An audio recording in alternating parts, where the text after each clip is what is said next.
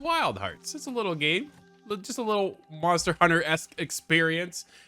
Guys, I got some mixed feelings. Let's be honest. We were all talking here not too long ago, and this is it's like a roller coaster, I feel, with Wild Hearts. As much as I'm loving the game, there's a lot of it I do not like, and there's a bit of kind of give and take. Story, don't really care. Graphics, awful. Like, there's just so many things I'm just starting to stack up against this game, and then you get into the gameplay. And this is kind of where it all started taking shape for me.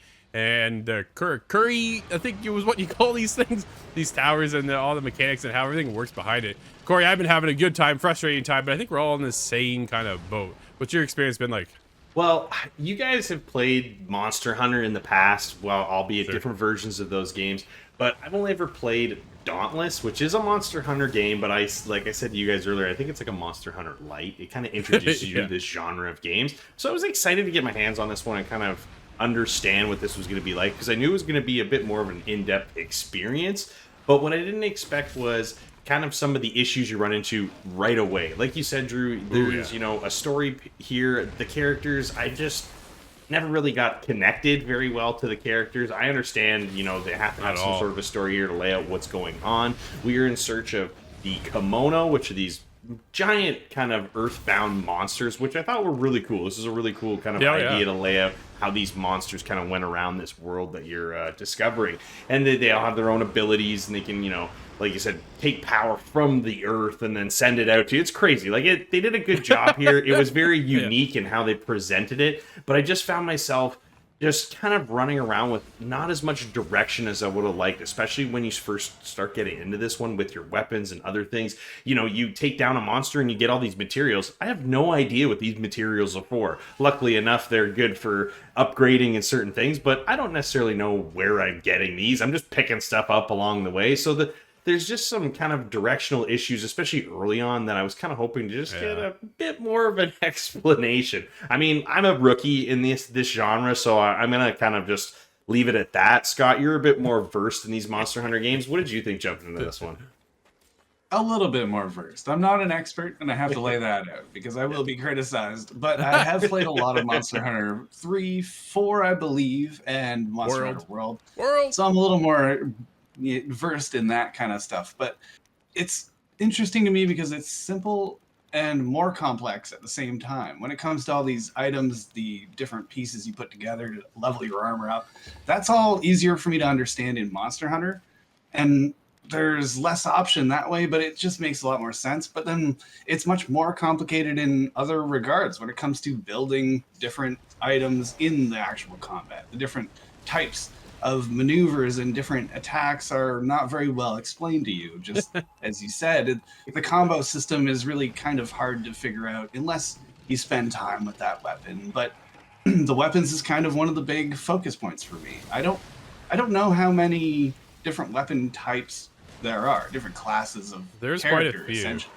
Yeah. There are lots. Yeah. And I went from the regular sword to a giant sword to a ginormous hammer, and that's where I find myself. But I find it's hard to understand exactly how to level your character up and feel like a useful part of the team.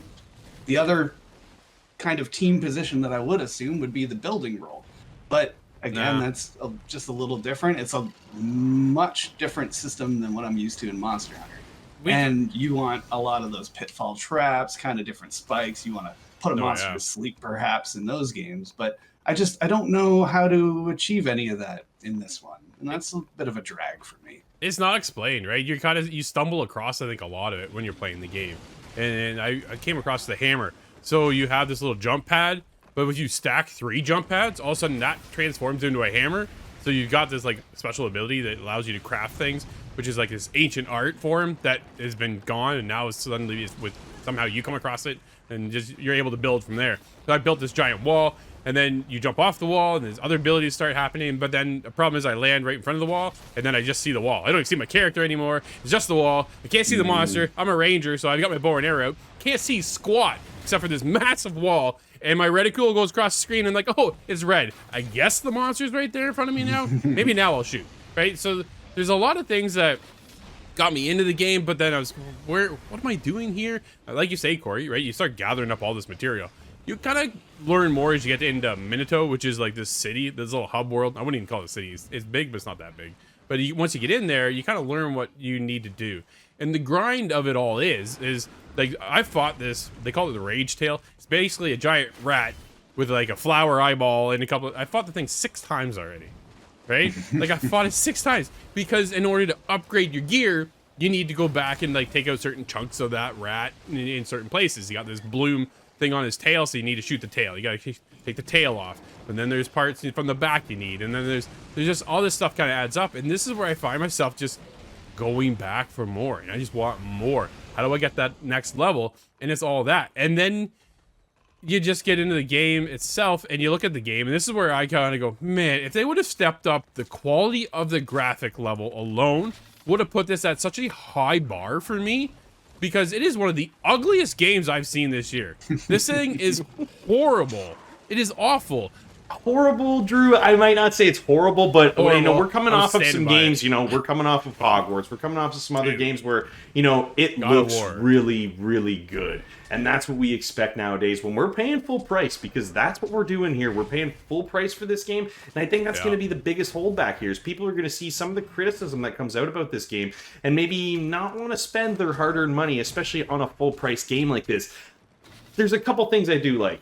The building, the more I do it, the more I like it. I like being able to use it in combat, out of combat. I love the fact that the structures I build stay in the world as long as they don't get destroyed by something. Sick. That so is cool. awesome. I find that to be super handy. So I was, like I was telling you guys, I was building the kind of the jump pads just every time, everywhere I landed, jump pad, so I could move around the world just a little bit faster. And I like that. It's fun to be able to do that. And being able to use this ability in combat, I think, is one of the cooler kind of aspects to this game, and they did a pretty good job.